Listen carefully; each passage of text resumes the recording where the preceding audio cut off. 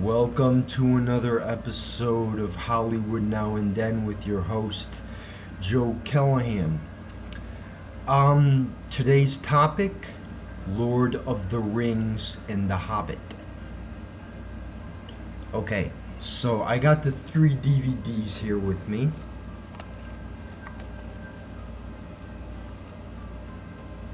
I am a huge J.R.R. Tolkien fan. I want to talk about the Hobbit trilogy. We all know that Lord of the Rings is a very famous trilogy. But the Hobbit trilogy, the Hobbit is simply one book. It's a children's book. And Peter Jackson went for action and violence on it.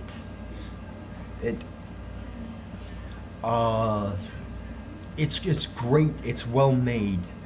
It's great CGI, beautiful to look at.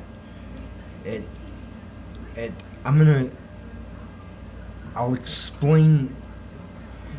And there's so many characters there's to care about and to watch while watching the Hobbit trilogy. I mean, you have this elven princess. You have this elf named Elrond.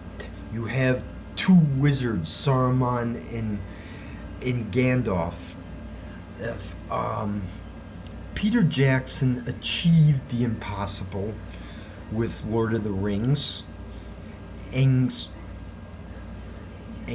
we all know how that turned out. It won 19 Academy Awards. But The Hobbit was undervalued. And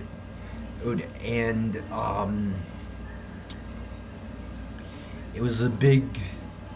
I thought the first one was good, which is The Hobbit: An Unexpected Journey. I mean, that was a return to my childhood.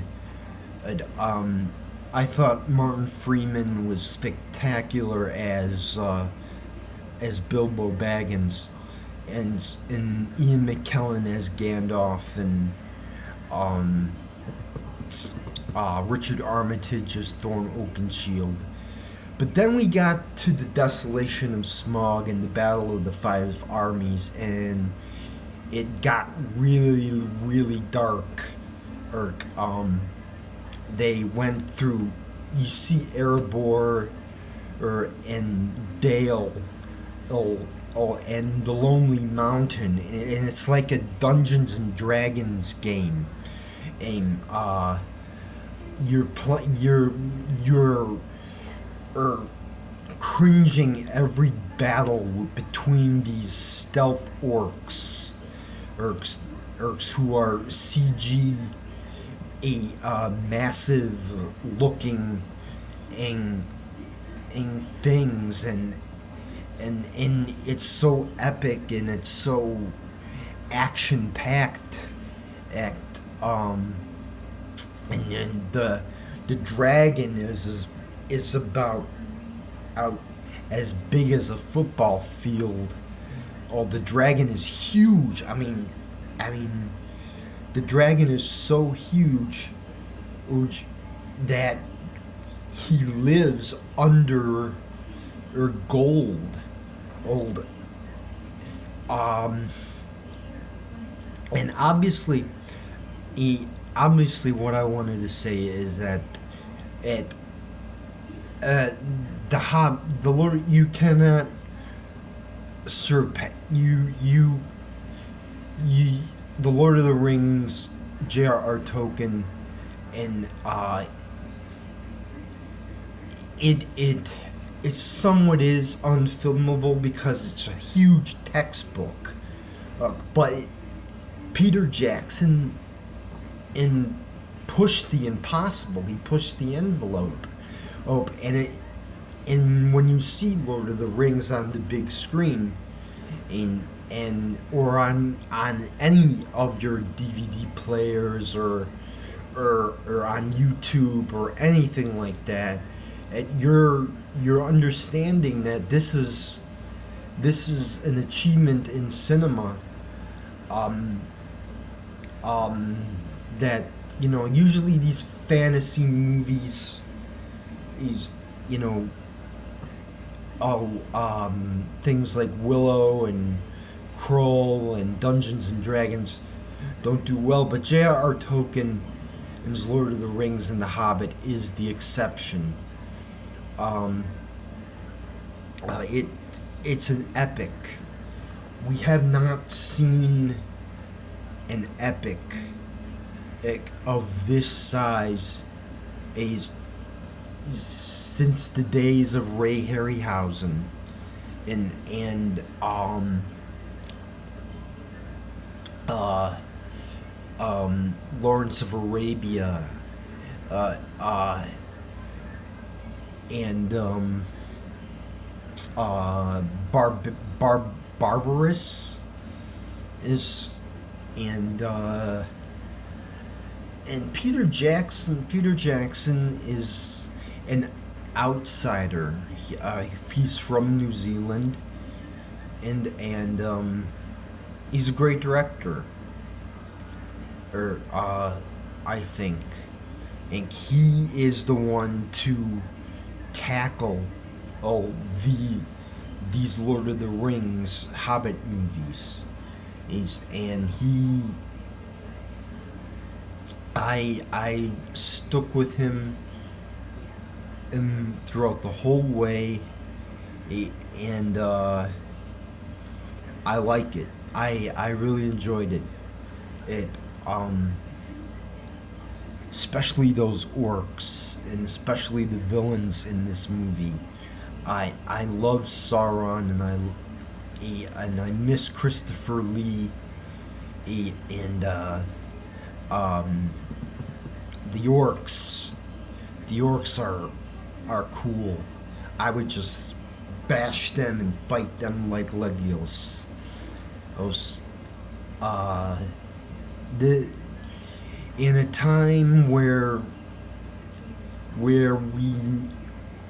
we're all in solitude and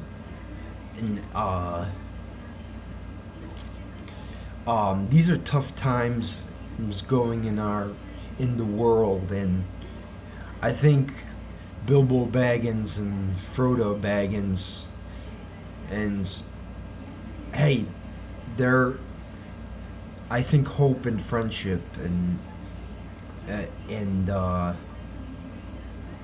solid entertainment is it's a good one.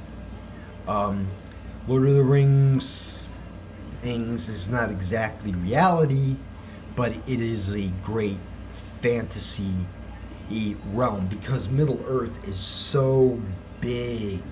It's so huge. I mean, and it's a mystical country. You have the Shire, or it's not like Star Wars where you're in a galaxy far, far away. It's not like that, space. This is a world where this is a huge world because as there are so many countries and realms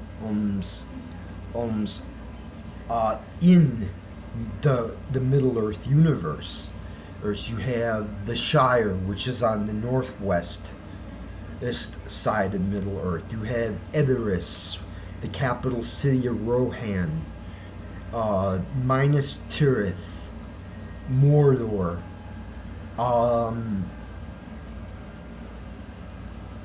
Gondor, or